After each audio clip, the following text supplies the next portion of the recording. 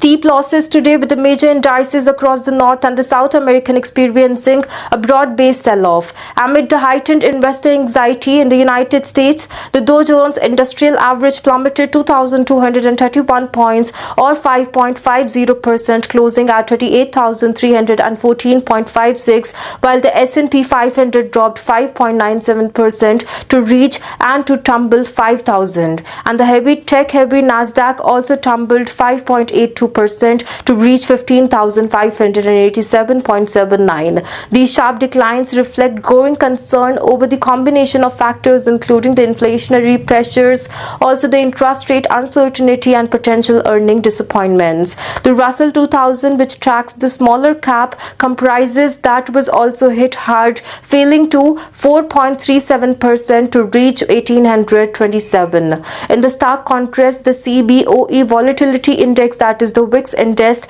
often referred to as the market fear gauge, surged 50.93 points to reach 45.31, its highest spike in months, signaling a dramatic increase in the market volatility and risk aversion. Also, investors appear to be rapidly shifting out of the equities and into safer asset of the hedging into their portfolios in the anticipation of further turbulence. The sell-off extended beyond the United States border. The Canadian markets were deeply in the red, with the S&P TSX Composite Index falling 4.69% and the S&P TSX 60 down 4.44%, reflecting a widespread retreat from the risk across the sectors, including energy, finance, material. The Latin America market also faced significant pressure. Brazil Bovespa Index sank nearly 2.96%, losing over 3,800 points, while Chile's S&P IPSA and Mexico's S&P BMV IPC dropped 2.79% and 4.87% respectively. Today's market action underscores rising unease among investors who are grappling with the tightening of the fiscal conditions, geopolitical tensions, and a general loss of confidence in the near-term economic stability. With the VIX spiking sharply and the key global indices shedding billions in market value, sentiment has clearly shifted into defensive mode. The coming days will be critical in determining whether these are the short-term or the long-term corrections of the start of a deeper, more prolonged downturn. Commodity markets also reflected a day of divergence, with significant movements observed across the energy, metal, and agricultural sectors. Energy commodity faced strong headwinds, leading the day's losses, with WTI crude oil declined by 2.15% to settle at $60.66, while the Brent crude oil dropped 2.21% to reach $64.13. These declines came amid the persistent concerns along also the slowing of the global economic activity, reduced fuel demand, and increasing inventories in the major consuming nations. Additionally, geopolitical tensions and uncertainty surrounding the OPEC Plus reduction strategy continues to weigh heavily on the investor sentiments in the energy space.